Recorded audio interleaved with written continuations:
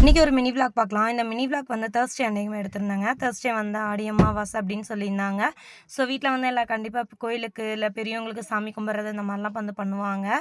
நான் அந்த அன்னைக்கு வந்து கொஞ்சம் வீட்டில் வந்து ஹவுஸ் க்ளீனிங் ஒர்க் இருந்துச்சுங்க. ஸோ வந்து அதை வந்து தம்பியை ஸ்கூலுக்கு அனுப்பி விட்டுட்டு என்னோடய ஒர்க்கை வந்து ஸ்டார்ட் பண்ணிட்டேன். இன்னைக்கு கொஞ்சம் டிஸ்டர்ப் பண்ணிகிட்டே இருந்தாங்க. வீட்டில் கொஞ்சம் தேவையில்லாத திங்ஸ் எல்லாம் நிறையா இருந்துச்சு. அதெல்லாம் எடுத்து க்ளீன் பண்ணி எது வேணும் வேணாம் அப்படின்றது பார்த்துட்டு இருந்தேன். இந்த சளி சிரஃபெல்லாம் கொஞ்சம் எக்ஸ்பிரி ஆனது எல்லாமே எடுத்து கீழே போட்டுட்டு வேணுன்றதை மட்டும் எடுத்து வச்சுக்கிட்டு இருந்தேன்.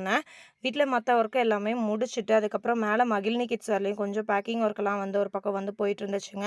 ஏன்னா ஆடி ஆஃபர் வந்து போட்டிருக்கோம். எபோ 1000க்கு மேலே வாங்குறவங்களுக்கு வந்து 10% டிஸ்கவுண்ட் அப்படின்னு சொன்னனால சேல்ஸ் கொஞ்சம் ஃபாஸ்ட் மூவிங்கில் போயிட்டுருக்கு.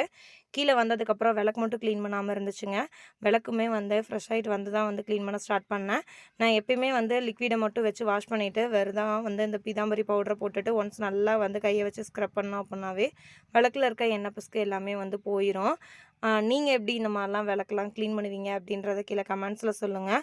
நம்ம எவ்வளோ தான் வந்து ஹவுஸ் க்ளீனிங் ஒர்க் வந்து பார்த்தாலும் ஈவினிங்க்கு மேலே திவ்யமாக வந்து இந்த சாமிலாம் கும்பிட்டா தான் எனக்கு இந்த டே வந்து ரொம்ப ஃபுல்ஃபில்லான மாதிரி தோணும்.